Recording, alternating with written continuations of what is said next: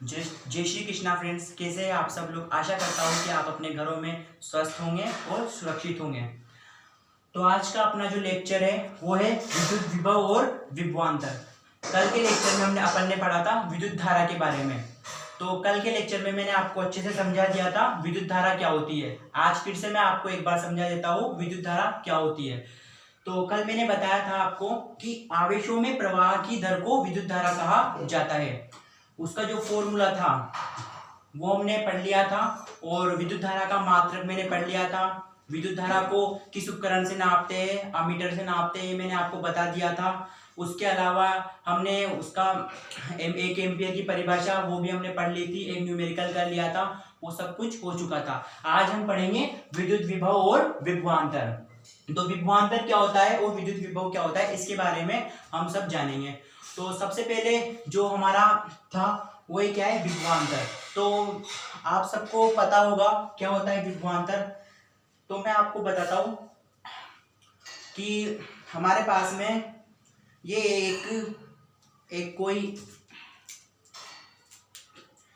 Pen है और ये एक दूसरा पेन है, ठीक है। हमारे पास में ये पेन और एक ये वाला पेन।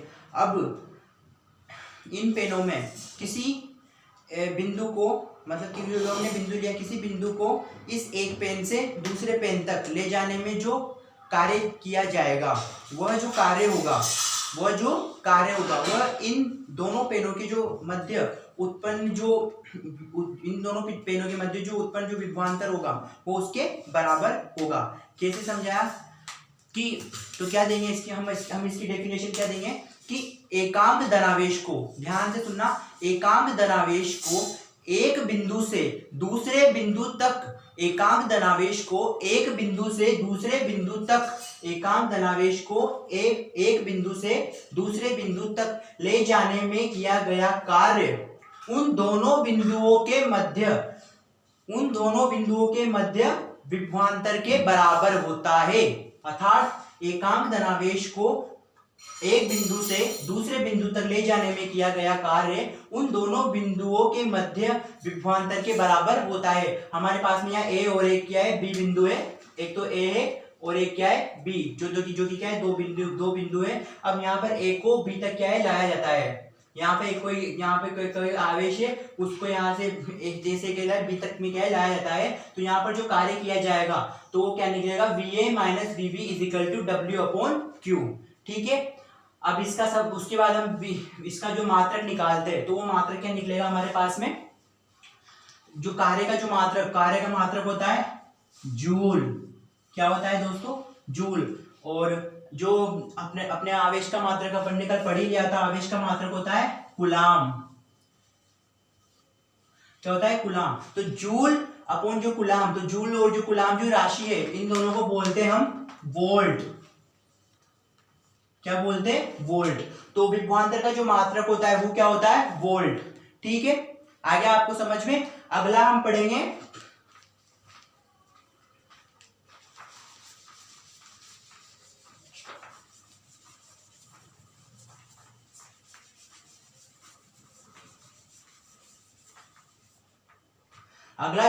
वो पढ़ेंगे हम विद्युत विभव।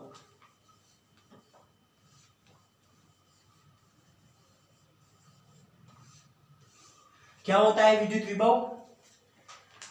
तो विभवांतर में तो हम क्या कर रहे थे, बिंदु को एक बिंदु से दूसरे बिंदु तक ले जा रहे थे, ठीक है। तो उन दोनों के मध्य जो कार्य किया जाता है वो क्या कहलाएगा, विभवांतर कहलाएगा। अब विद्युत विभव, तो विद्युत विभव में जो धनावेश जो होगा, क्या होगा, धनावेश, उसको हम अनंत से लाएंगे। कहां से लाएंगे, अनंत से। अर्थात ये कोई, यहां से हम किसी उसको धनावेश को अनंत से लाएंगे, अनंत से उस बिंदु तक लाएंगे। तो उसकी क्या परिभाषा होगी, एकांक धनावेश को, ध्यान से सुनना, एकांक धनावेश को अनंत से किसी बिंदु तक लाने में किया गया कार्य उस बिंदु पर उत्पन्न विभव के बराबर होता है, ठीक है। एकांक धनावेश को अनंत से उस किसी बिंदु पर लाने में किया गया कार्य उस बिंदु पर विभव के बराबर होता है। अर्थात जो हमारे पास विभवांतर का फॉर्मूला आया था VA minus VB is equal to W upon Q। तो यहाँ पर हमारे पास में जो कि ये जो VB है वो क्या है, शून्य हो जाएगा, क्योंकि हम क्या है इसको यहाँ पे अनंत से ला रहे हैं। तो ये जो VA बनेगा वो क्या हो जाएगा, W अपॉन Q। तो VA is equal to W upon क्या जाएगा, Q आ जाएगा। ठीक है, इसका भी जो मात्रक होता है वो क्या होगा, वोल्ट होगा। आप सबको दिख ही रहा है। ठीक है, आपको ये समझ में आ गया यहाँ पे जीरो क्यों हुआ, क्योंकि हम जो आवेश है उसको कहां से ला रहे, धनावेश को अनंत से ला रहे हैं। एक बार और समझाओ, विभवांतर क्या होता है, विद्युत विभव क्या होता है, वो आप दोनों को समझ में आ गया होगा। तो विभवांतर की जो डेफिनेशन है वो विभवांतर में मतलब एक बिंदु से दूसरे बिंदु तक लाया जाता है। ठीक है, और विभव में अनंत से लाया जाता है। ठीक है, आवेश को कहां से लाया जाता है, अनंत तक, अनंत से लाया जाता है।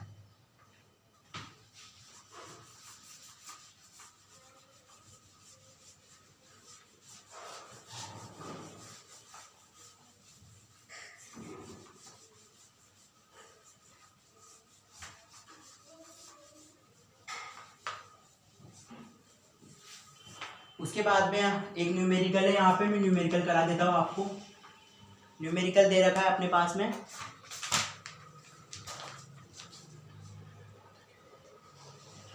दस वोल्ट विभवांतर के दो बिंदुओं के मध्य बीच 3 कूलम आवेश को ले जाने में कितना कार्य किया जाता है, ये अपन को क्या करना है, ज्ञात करना है। तो हमें जो फॉर्मूला है वो फॉर्मूला हमें पता है VA minus VB is equal to क्या होता है, W अपॉन Q। तो यहाँ पर जो विभवांतर का जो मान दे रखा है वो दे रखा है 10 वोल्ट, अर्थात यहाँ पर जो VA और VB का जो मान दे रखा है वो दे रखा है कितना, 10 वोल्ट। कितना कार्य किया जाता है, यानी कि कार्य का वो मान पूछ रहा है। और आवेश यहाँ पर हमको दे रखा है कितना, 3 कूलम।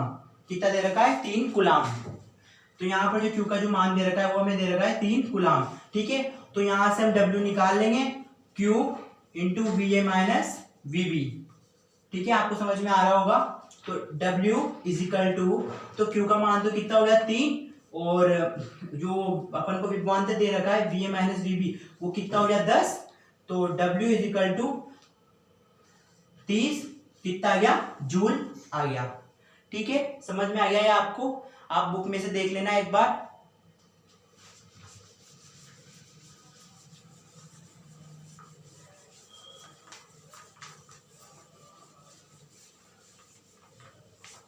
अगला जो टॉपिक आया है आपके, उसमें आपको उसमें परिपथ बनाऊंगा। तो विद्युत सेल और उनके परिपथ जो मतलब इस टॉपिक का नाम है, और उनके जो चिन्ह है इनको किस तरह से प्रदर्शित करते हैं, ये टॉपिक का नाम है। तो अगला जो टॉपिक है हमारे पास में वो है विद्युत परिपथ में उपयोगी प्रचालित संकेत। क्या है, विद्युत परिपथ में उपयोगी प्रचालित संकेत। ठीक है, तो सबसे पहले हमारे पास में आता है विद्युत सेल बैटरी।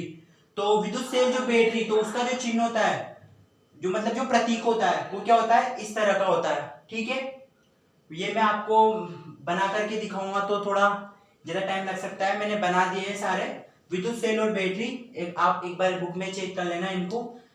ये इस तरह से, इधर एक लाइन, बीच में यहाँ पे ये वाली जो लाइन है ये बनेगी बड़ी, ये वाली बनेगी छोटी, और ये बनेगी प्लस, और ये बनेगी माइनस। तो हम जानते हैं विद्युत जो धारा है वो हमेशा प्लस से धनावेश से ऋणावेश की ओर बहती है। कल मैंने आपको समझा दिया था विद्युत धारा हमेशा धनावेश से ऋणावेश की ओर बहती है। उसके बाद में आती है कुंजी। तो कुंजी क्या होती है, कुंजी तो हमारे जो घरों में जो जैसे फैन ऑफ करने के लिए जो प्लग लगा रहता है, कुंजी। तो कुंजी हमारे पास में जो हमारे जो घरों में फैन ऑफ करने के लिए जो बटन होते हैं वो क्या होते हैं, उन्हीं को क्या बोलते हैं, हम फिजिक्स की भाषा में कुंजी बोलते हैं। तो जो कुंजी का जो प्रतीक होता है वो क्या होता है, इस तरह से होता है। तो जब हम किसी परिपथ को बनाएंगे तो उसमें सबसे पहले तो विद्युत सेल लगाएंगे, उसके बाद लगाएंगे हम उसमें कुंजी। उसके बाद में आता है प्रतिरोध। तो प्रतिरोध का जो चिन्ह होता है वो क्या होता है, इस तरह का होता है। मैं प्रतिरोध को आपको अच्छे से आगे से पढ़ाऊंगा, फिलहाल आप इसका ये जो प्रतीक देख लिए वो देख लीजिए। उसके बाद में आता है धारा नियंत्रक। धारा नियंत्रक क्या होता है, तो धारा नियंत्रक मतलब कि जो धारा जो बह रही है, तो धारा जो बह रही है तो उसको मतलब कंट्रोल करने के लिए एक विद्युत परिपथ में ये ये उपकरण को काम में लिया जाता है जिसे धारा नियंत्रक कहा जाता है। इसका जो चिन्ह होगा, वो प्रतीक होगा, वो प्रतिरोध की तरह सेम टू सेम होगा, बस यहाँ पर तीर का क्या लगा दिया जाएगा, निशान लगा दिया जाएगा ऊपर से। ठीक है, अगला जो आता है हमारे पास आता है वो वोल्टमीटर। वोल्टमीटर क्या काम आता है, विभवांतर को मापने के लिए वोल्टमीटर का उपयोग किया जाता है। इसका जो प्रतीक होगा वो इस तरह से होगा, और जो अमीटर होता है वो मैंने आपको कल बता दिया था, धारा को मापने के लिए जिस उपकरण का उपयोग किया जाता है वो अमीटर कहलाता है। ठीक है, अमीटर का जो चिन्ह होगा, प्रतीक होगा, वो इस तरह से होगा। अगला आता है विद्युत बल्ब। तो विद्युत बल्ब को हम इस तरह से प्रदर्शित करते हैं। ठीक है, आपको समझ में आ गया होगा। तो ये आप सब बुक में देख लेना एक बार, नॉर्मल सी चीजें, ज्यादा कुछ ये नहीं है।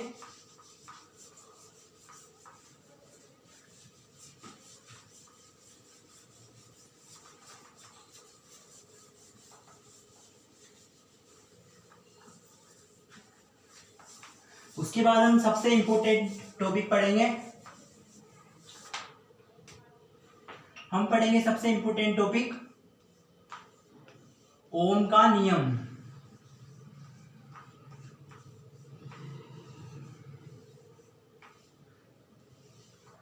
उसके बाद हम पढ़ेंगे सबसे इंपॉर्टेंट टॉपिक, ये हमेशा पेपर में आता है, इंपॉर्टेंट है, ओम का नियम। तो क्या कहे गए ओम जी, कौन थे ओम जी? तो कौन थे ओम जी? तो जर्मनी का एक वैज्ञानिक था, उसका पूरा नाम था जॉर्ज साइम ओम। तो उन्होंने 1826 में, कब? 1826 में, सन 1826 में जॉर्ज साइम ओम नामक वैज्ञानिक ने क्या करा, किसी विद्युत परिपथ में जो विभवांतर है, यानी विभवांतर क्या, V, और चालक के सिरों पर उत्पन्न विभवांतर V, और उसमें प्रवाहित होने वाली धारा I, ध्यान से सुनना, चालक के सिरों पर उत्पन्न विभवांतर V व उसमें प्रवाहित होने वाली धारा I के मध्य एक संबंध स्थापित किया, जिसे क्या कहा जाता है, ओम का नियम कहा जाता है। जिसे क्या कहा जाता है, ओम का नियम कहा जाता है। तो क्या कहे गए ओम जी, ध्यान से सुनना। तो ओम जी ने बताया, इस नियम के अनुसार, इन्वर्टेड कोमा स्टार्ट, इस नियम के अनुसार क्या कहे गए ओम जी, इस नियम के अनुसार किसी चालक तार की भौतिक अवस्थाएं जैसे ताप, दाब, क्षेत्रफल और लंबाई, ये सब अगर स्थिर रहेंगे तो चालक तार के सिरों पर उत्पन्न विभवांतर अर्थात V, तो चालक तार के सिरों पर उत्पन्न विभवांतर अर्थात जो कि क्या है, V है, चालक तार में प्रवाहित धारा I के समानुपाती होता है। ठीक है, समझ में आ गया आपको? इस नियम के अनुसार यदि किसी चालक तार की भौतिक अवस्थाएं ताप, दाब, क्षेत्रफल और लंबाई आदि सब स्थिर रहे तो चालक तार के सिरों पर उत्पन्न विभवांतर उसमें प्रवाहित धारा I के समानुपाती होता है। ठीक है, समानुपाती का चिन्ह हटाएंगे तो यहाँ पे क्या लगाएंगे हम, एक स्थिरांक, तो V इक्वल टू RI। तो R जो है यहाँ पर क्या है, एक स्थिरांक का काम करता है, जिसे हम प्रतिरोध कहते हैं, जिसे हम क्या कहते हैं, प्रतिरोध कहते हैं। अब यहां से हम R का मान निकाल लेंगे, तो R का मान जो निकाल लेंगे वो आएगा V/I। तो V का जो मात्रक होता है वो तो होता है वोल्ट, और इसका होता है एम्पियर। तो वोल्ट पर एम्पियर को कहा जाता है ओम। क्या कहा जाता है, ओम। इसको इस तरह से प्रदर्शित करते हैं, हिंदी में लिखेंगे ओम। ठीक है, ये आपको समझ में आ गया होगा।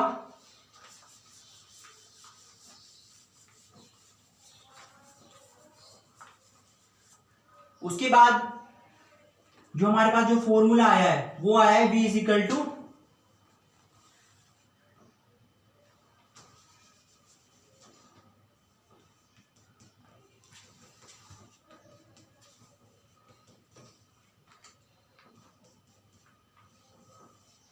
ये हमारे पास में क्या है, फॉर्मूला है। तो यहां पर हम 1 ओम की परिभाषा देंगे। तो जब 1 ओम की हम परिभाषा देंगे तो 1 ओम की परिभाषा कैसे देंगे वो मैं आपको बता देता हूँ। तो 1 ओम की परिभाषा देने के लिए क्या करेंगे, जो धारा का जो मान है वो कर देंगे हम I इक्वल टू 1 एम्पियर। कितना कर देंगे, I इक्वल टू 1 एम्पियर। और जो विभवांतर का जो मान है वो कर देंगे हम V इक्वल टू 1 वोल्ट। तो आप सबको समझ में आ रहा होगा, R is equal to 1/1 is equal to 1 ohm हमें प्राप्त होगा।